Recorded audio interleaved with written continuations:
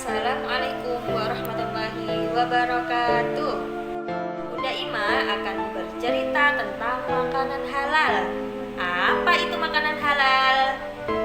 Teman-teman, makanan halal itu adalah makanan yang bisa kita makan, yang menyehatkan dan bersih. Selain itu, Allah juga mengizinkan makanan itu untuk dimakan setiap hari. Pada zaman dulu, ada salah seorang sahabat Nabi yang bernama Abu Dujanah. Dia sahabat Nabi dari suku Khazraj. Diceritakan setiap hari usai sholat subuh bersama Rasulullah, Abu Dujanah selalu terburu-buru ingin pulang ke rumah tanpa menunggu Rasulullah selesai berdoa setelah sholat.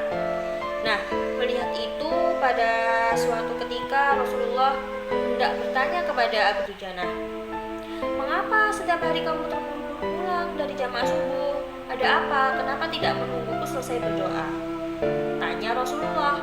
Abu Dujanah pun menjawab, "Begini Rasulullah, rumah kami berdampingan dengan rumah seorang laki-laki. Di atas halaman rumahnya terdapat satu pohon kurma yang tinggi dan batangnya sampai ke rumah kami. Dan setiap ada angin di malam hari, kurma itu selalu berjatuhan di depan rumah kami. Ya Rasul, kami keluarga orang yang tak berpunya. Anakku sering kelaparan, kurang makan. Saat anak-anak kami terbangun, apapun yang didapat, mereka akan makan. Oleh karenanya, aku selalu terburu-buru pulang setelah selesai sholat untuk mengumpulkan kurma-kurma tetangga kami dan mengembalikannya. Suatu saat kami agak terlambat pulang, ada anakku yang sudah terlanjur makan kurma hasil temuan. Saya menyaksikan sendiri tanpa ia sedang mengunyah kurma di dalam mulutnya. Mengetahui itu, lalu jari-jari kami masukkan ke mulut anak itu.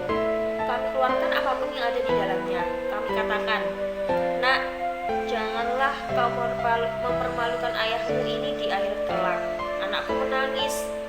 Kedua pasang kelopak matanya mengalirkan air dengan sangat kelaparan.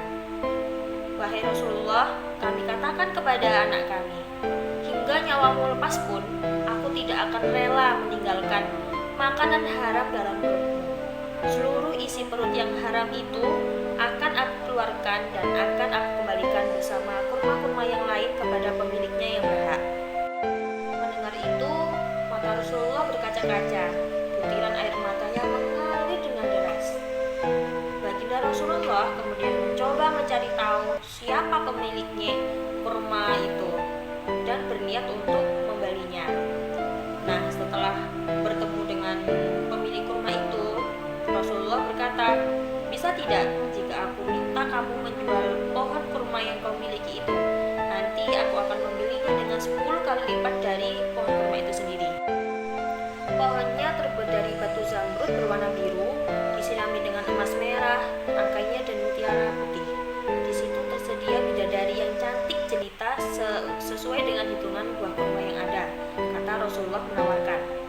Laki-laki tersebut lantas menjawab dengan tegas, "Saya tak pernah berdagang dengan memakai sistem jatuh tempo. Saya tidak mau menjual apapun kecuali dengan uang kontan dan tidak pakai janji kapan-kapan." Tiba-tiba, sahabat setia Abu Bakar As-Siddiq datang lantas berkata, "Ya sudah, aku beli pohon kurmamu itu dengan 10 pohon kurma yang sangat bagus kualitasnya." Si laki-laki tersebut senang. "Ya sudah, aku jual." Kemudian Abu Bakar menyahut, "Bagus, aku beli." Setelah sepakat, Abu Bakar langsung menyerahkan pohon kurma itu kepada Abu Dujanah. Sedangkan si laki-laki tersebut pulang menemui istrinya lalu menceritakan kisah yang baru saja ia alami. Laki-laki tersebut berkata kepada istrinya, "Aku telah mendapat untung banyak hari ini. Aku dapat 10 pohon kurma yang sangat bagus. Padahal kurma yang aku jual itu masih tetap berada di halaman rumahku. Aku tetap yang akan memakannya lebih dulu dan buah-buahnya pun tidak akan pernah aku berikan kepada tetangga kita sedikit pun," katanya. Kemudian saat malam, laki-laki itu tertidur nyenyak. dan bangun di pagi harinya. Tiba-tiba ia melihat pohon kurma yang ada di halaman rumahnya berpindah tempat. Di mana pindah tempatnya?